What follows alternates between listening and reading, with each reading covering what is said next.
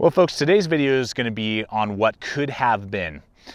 Welcome to the channel. Welcome to this episode here at Gideon's Tactical. I am your host, Aaron, and I'm excited to discuss with you pros and cons of this CRKT Amicus Compact. Now, the Amicus line, I guess there's been a few of them. This one really stood out to me for a couple reasons. One, it was more on the compact size at about 3 inches for the blade, which is what I prefer in pocket knives. It came in at under 4 ounces, which I'm always looking for, really a sweet spot of 3 to 4 ounces for me of my carry weight when I'm looking for an EDC knife. It came in at a great price point. I paid about $25 for it, and it had a lot of good features for that price point. Now, what we're going to discuss and what we're going to look at are there's some aspects to this blade that help it to fall short. That if with just some fine tweaking, this could have been a really cool, compact, a little bit different, stand out from the crowd design. But as it happens with some of the decisions they made with not only materials, but just design features, it falls short in many areas for me. So we're going to discuss that today, the pros and cons and what this knife has to offer. So let's go ahead, jump to it and see what this has going for it and what helps it to fall short of being something that I like. So let's go ahead and discuss this knife. All right, let's go ahead and start with this blade and the blade portion of the knife. Now, compact, again, making it a little bit smaller and really ideal for what I was looking for in an EDC knife. It is 3 inches from tip to the handle, which is really nice to see. Perfect size, not too small, not too big. Now we are looking at a thickness of 0.12 as maximum back here. It does have a 90-degree spine. And then it comes down in this nice clip. We got a nice swedge right here. Big, strong swedge, making for a very strong but precise tip. And then into that, I'm going to say modified tanto. It has a little bit of a sweep to it. It actually has a slight belly in this tanto portion right here, which made me, again, gravitate towards this design and be interested in it over just the generic tantos, and kind of has a, almost not like, I mean, it's still a tanto, but, there's a little bit of a belly here as well on the blade. So I like that. It's kind of a mixture of both. Now we're having a saber grind tip here, again, helping with that strength of the tanto into a hollow grind. So we have dual grinds working here at our advantage. And then we have a stonewash finish blade, and it's made out of HCR13 MOV steel. Now, this has a higher Rockwell, and again, I'm just now starting to get into more CRKTs as their designs become more interesting to me, and their features become more along the lines of what I'm looking for. That's why I picked this one up. The HCR13 MOV has a higher Rockwell of 58 to 60 is what I'm seeing on their website, and I can tell that this is holding a slightly better edge than my Kershaw HCR13 MOV. Not by much, but it's something that I am noticing a little bit. So if you are in the if you're expecting normal HCR13 performance, it will hold a slightly better edge, and it's still very easy to get an edge on it. But it's it's a budget steel, and you're paying a budget price of about $30 or less. So then we'll talk a little bit more just about that in a little bit. But the compound grind with the slight belly and that strong tip is going to give you good strong stabbing, piercing tasks if you're looking for that. It's not going to bend, chip right away because of the design, particularly in that tip. And then that good, just slight belly with that hollow grind, even though it's a slightly thicker blade at 0.12, it's going to get the job done with all the manual tasks you'd expect to do with an EDC knife that's more of a tanto design.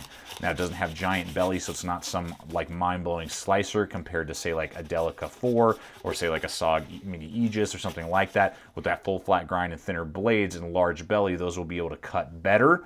But for the design of being a slightly more tactical tanto design blade, this performs very well.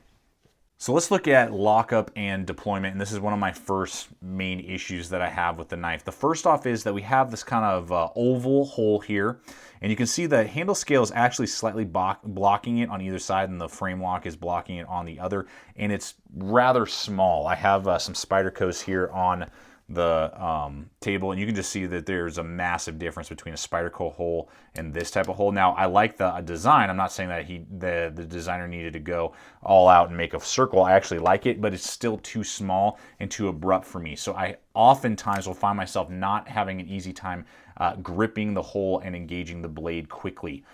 Sometimes I'll miss it, and I kind of have to do this really abrupt thumb grip in order to then engage the blade.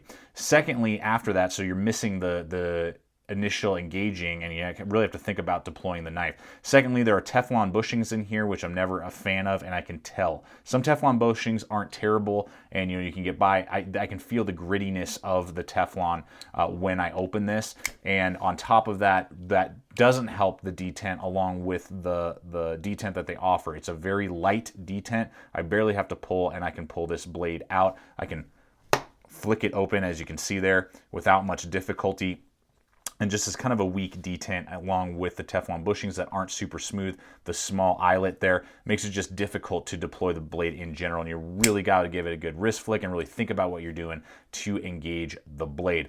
Now the lockup is great. I really like the design they went with this frame lock, and coming in at under 4 ounces is awesome. You can see there the engaging of the back of the blade there. It's about 40 to 50%, very solid, strong lock bar of stainless steel there. And it's nice that it's pretty centered. For being an under $30 blade, I'm not seeing a lot of floating, and it's just maybe cockeyed slightly, but for the price, it doesn't bother me at all, and it's not rubbing up against either of the handle scales. So the lockup is fine, but the detent, the bushings, and the deployment is weak and a miss for me in what I look for in a pocket knife. Now for the handle. Another cool feature that, again, there's a lot of visual design connections that I had with this, but it's in the details that it falls short for me. Now, the overall handle length from front to back here is going to be 4.25 inches, which is great. It's going to fill out your hands well, that we'll look at here in just a second. One side is G10 with a medium grit black G10, and the other, again, is that stainless steel with kind of a stone wash finish on there, which is kind of cool, and I like that aspect. And there's not a liner on the G10 side, which helps with the weight, as I said, of 3.8 ounces, which is fantastic for being a frame lock, more inexpensive knife. These would tend to be more around like 4 to 5 ounces, so rather heavy, but I like that it comes in at under 4 ounces. That was a really good job that they did there. And when you open it up, it's really designed well. There's a very natural swoop here, no jimping or thumb ramps really to worry about, a good deep groove right here, so you're really locked into place. So if you're looking for like a compact self-defense blade, if it deployed faster, as we just discussed, you could definitely do that and stay locked in. You're not worried about sliding up and hurting yourself. You got a little bit, I believe, of like a ricasso right here. It's not something that you would be able to use a finger choil or anything like that with, but there is that as well, just for some aesthetic flair. Now, the thing is that as well, this is 0.41 on the thickness. The issue comes into play on this back end here.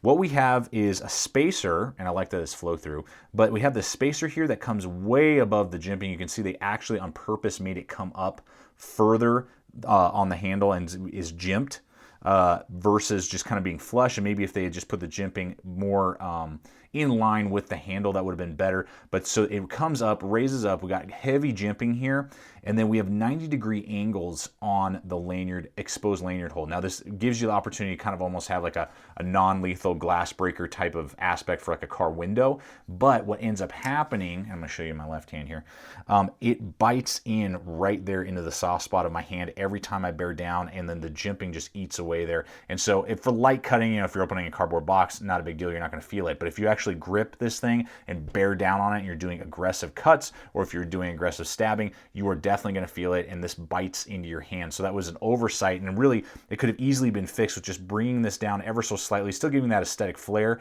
and then just machining the angles a little bit. It's all in the angles here are all sharp and 90 degrees and really bite into that back part of your hand. Even though it does fill out my hand, again, it's just, and I wear large size gloves just for some perspective there.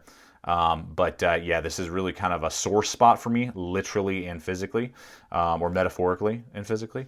For me, it's just not very comfortable and an oversight in the design, in my opinion. So the price on this is going to be between $25 and $30. We'll have links in the description below over to Amazon. That's always a great way to help support the channel. Now, in that price range, there is a lot of steep competition. I'm thinking particularly in performance levels, the Rat Model 1 and 2, the K-Bar Dozer, and a few other models that come to mind, not only from CRKT, but other companies that can give this a very good run for its money in performance. I'm talking about, those have Aussate steel and will hold an edge just as well as this will, from everything that I can tell, and are gonna actually have better like washers for the most part, and some other aspects like good handle ergonomics that this one I'm having trouble with. So in that price range, aside from aesthetics, now this is much more aesthetically pleasing a knife than those that I listed to you, has good angles on it, good kind of features, and that's what made me gravitate to it in the first place, was that it was just a cool looking knife and much cooler than those ones that I may have listed to you, but the performance as well as ergonomics just isn't quite there for me with the Teflon bushings that are noticeable in the deployment, the biting of the ergonomics in the back, and then the small deploying hole just doesn't really, all those add up to not being competitive in the market when it comes to performance. So the pocket clip is designed well. You got the CRKT logo there, which is not super obnoxious, and I like that. And you have tip up, tip down on right hand side only. That's because the G10 has no frame, so there's nothing to screw into. So lefties, you're out of luck there. But I do love the fact that they do give you tip up, tip down. I always carry tip up, and that was one of the things that in the past I've not really gravitated to, is that, and originally there was a lot of CRKTs out there that did not offer tip up, but now that they're beginning to offer that, I like that a lot. It's a pretty high ride, and it's all satin or stonewash, and this protrudes rather high, so I mean people are going to know you're carrying a pocket clip, but it's not very obtrusive in the sense it's not like a giant pocket clip or anything like that, and doesn't stick out too far, and is very strong, very, very strong there, and going to give you some good resistance. And with that metal here, it's not going to thrash your pocket, but because of the resistance of the pocket clip, it's going to stay in your pants and not want to fall out. So for the price, it's decent. I always like loop over deep ride pocket clips is my preference, but for what this knife is, they actually did a pretty good job of offering us a low profile pocket clip that is tip up, tip down for those of you who care. Well, folks, there you have it. The knife that could have been. With some fine tuning, this could have been a great blade. As it stands right now, it's not my first choice in this price range at all, and I would pass on it unless there's things that you just have to have, and this seems to hit every single point that you're looking for. So as always, guys, I want to thank you so much for coming over here and checking out the channel. I hope it's helped you out with your decision making on whether or not this Amicus Compact is the right knife to employ and deploy in your EDC systems. As always, check us out on all the relevant social media as well. It's a great way to see what's up and coming here at the channel. Please subscribe, comment, like, share this video. Love to hear your guys' thoughts. I'll answer any questions you may have in the description below and in the comments below. And always remember, stay equipped, stay prepared. We'll see you out there.